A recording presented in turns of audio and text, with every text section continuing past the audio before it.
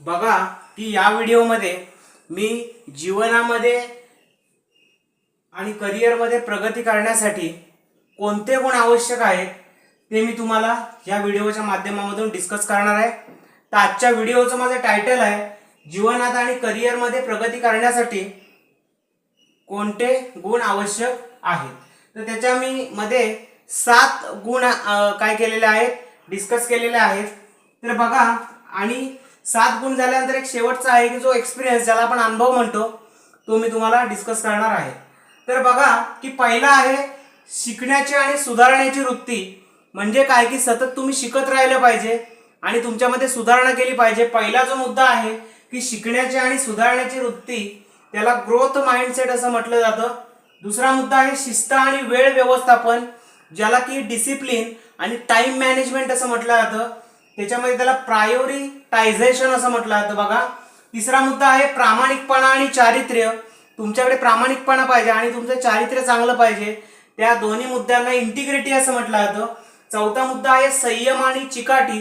तुमच्यामध्ये संयम पाहिजे, पेशन्स पाहिजे आणि तुमच्यामध्ये रिसायलन्स नावाचा गुण पाहिजे। त्याच्यानंतर पाचवा आहे संभाषण कौशल्य। तुमचं कम्युनिकेशन स्किल चांगलं पाहिजे। त्यानंतर सहावा आहे संवेदनशीलता आणि भावनिक बुद्धिमत्ता किंवा त्याला बघा संवेदनशीलता आणि भावनिक बुद्धिमत्ता ज्याला की इमोशनल इंटेलिजन्स असं म्हटलं जातं। सातवा मुद्दा आहे पुढाकार घेण्याची वृत्ती। म्हणजे एखादं काम तुम्ही हिरिरीने केलं पाहिजे त्याला इनिशिएटिव्हनेस असं म्हटलं जातं। आणि आठवा जो मुद्दा आहे ज्याला की आपण अनुभव असं म्हणतो। अनुभव हा तुम्ही करत असलेल्या कामामधून मिळत असतो। तर बघा की हे मुद्दे मी इन शॉर्ट मध्ये मांडतोय। जीवनात आणि करिअरमध्ये प्रगती करण्यासाठी कोणते गुण आवश्यक आहेत। पहिला आहे शिकण्याची आणि सुधारण्याची वृत्ती ज्याला की आपण ग्रोथ माइंडसेट म्हणतो। दुसरा आहे शिस्त आणि वेळ व्यवस्थापन ज्याला की आपण प्रायोरिटायझेशन असं म्हणतो। तिसरा आहे प्रामाणिकपणा आणि चारित्र्य ज्याला की आपण इंटेग्रिटी असं म्हणतो। चौथा आहे संयम व चिकाटी ज्याला की आपण रिसायलन्स असं म्हणतो। पाचवा आहे संभाषण कौशल्य ज्याला की आपण कम्युनिकेशन स्किल असं म्हणत असतो। सहावा आहे संवेदनशीलता आणि भावनिक बुद्धिमत्ता ज्याला की आपण इमोशनल इंटेलिजन्स म्हणतो। सातवा आहे पुढाकार घेण्याची वृत्ती ज्याला की आपण इनिशिएटिव्ह असं म्हटलं जातं। आणि आठवा आहे अनुभव। तर या व्हिडिओमध्ये मी इथेच थांबतोय। इथून पुढच्या भागामध्ये आपण नेक्स्ट भाग बघणार आहोत। धन्यवाद।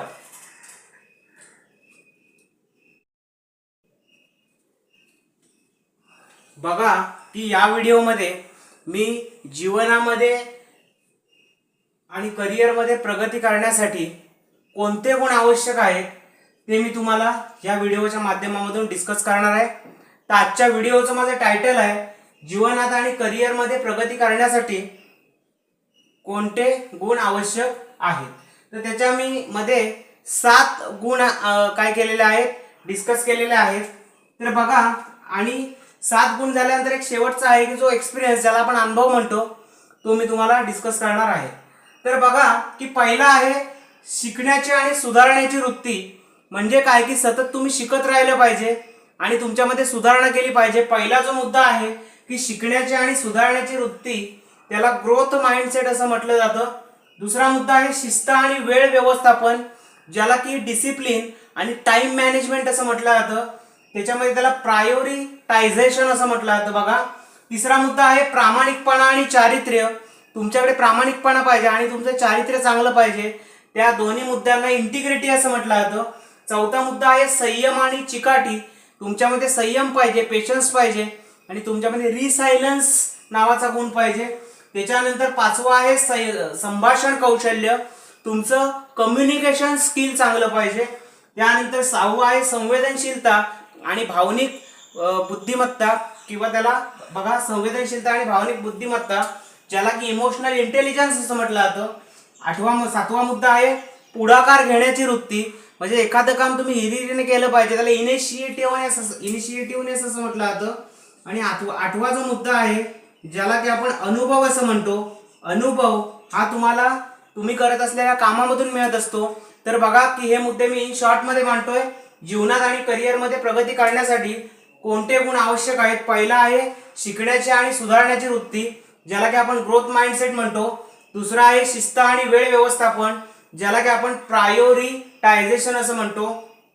तिसरा आहे प्रामाणिकपणा आणि चारित्र्य, ज्याला की आपण इंटेग्रिटी असं म्हणतो. चौथा आहे संयम व चिकाटी, ज्याला की आपण रिसायलन्स असं म्हणतो. पाचवा आहे संभाषण कौशल्य, ज्याला की आपण कम्युनिकेशन स्किल असं म्हणत असतो.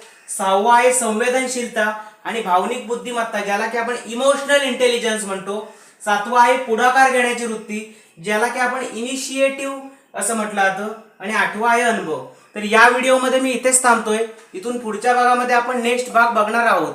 धन्यवाद.